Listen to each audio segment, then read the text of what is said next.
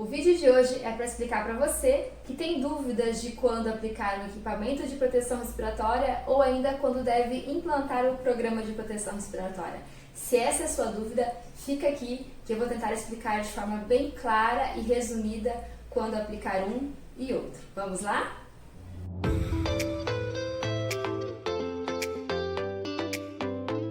Primeiramente, eu queria deixar claro que quando a gente fala de proteção respiratória, o assunto é muito complexo.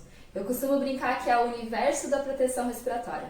Eu levei alguns anos para entender o porquê de tudo que a gente faz, para entender encaixar as peças, tá? Então não é num vídeo de alguns minutos que você vai entender com profundidade, mas aos pouquinhos eu vou fatiando esse assunto e a gente vai falando disso como um todo, tá? Vamos lá?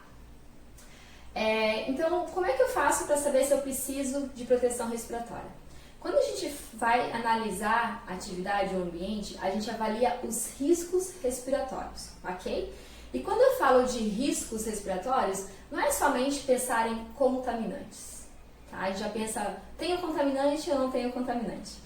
O risco respiratório, ele pode ser desde alta concentração de oxigênio ou baixa concentração de oxigênio, quando não tem a porcentagem ideal, né, para que a respiração aconteça.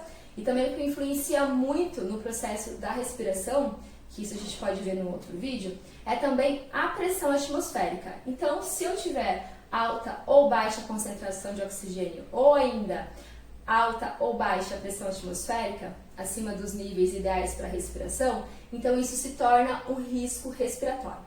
Não é só a presença dos contaminantes. Então, avaliado isso, essa é a primeira coisa que a gente tem que avaliar, né? A segunda coisa é se eu tenho contaminantes no ambiente. Se aquela atividade gera contaminantes ou se o ambiente por si só já tem contaminantes que podem afetar a saúde do colaborador ou ainda tornar a atmosfera IPVS.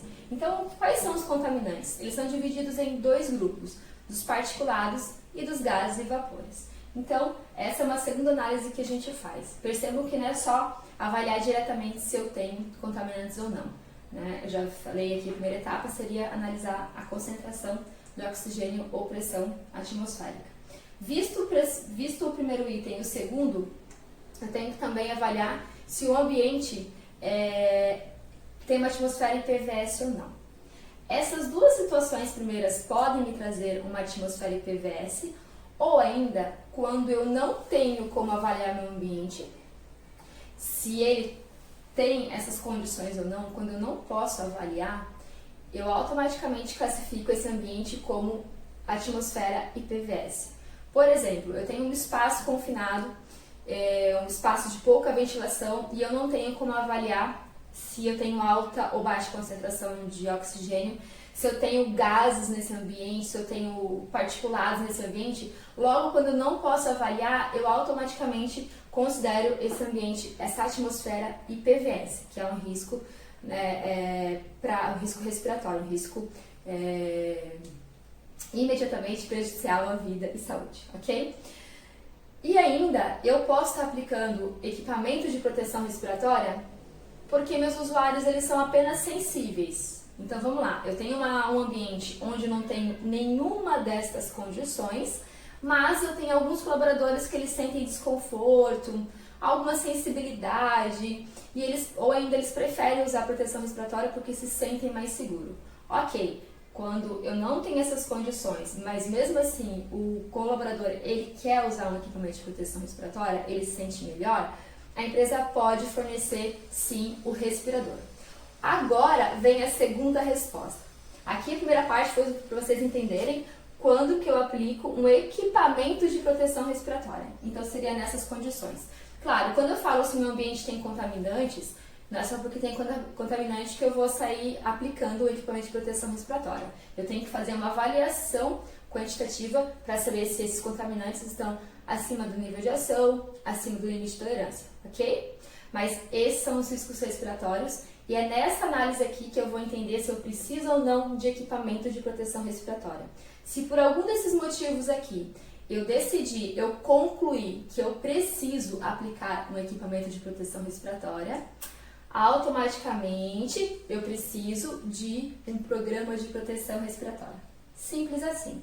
Então, falar de quando aplicar um programa de proteção respiratória é simples. Eu te faço essas perguntas anteriores e se a resposta, né, for sim para alguma delas, eu vou precisar implantar, colocar um equipamento de proteção respiratória e automaticamente eu preciso elaborar um programa de proteção respiratória.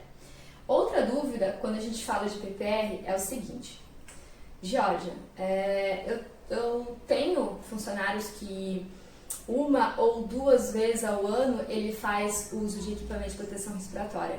Numa atividade onde ele vai fazer uma limpeza e ela é muito pouco frequente, ela é só nessas datas que eu estou te falando. Eu preciso mesmo colocar um programa de proteção respiratória? Então, essa é outra grande dúvida. Então, olha só, percebam.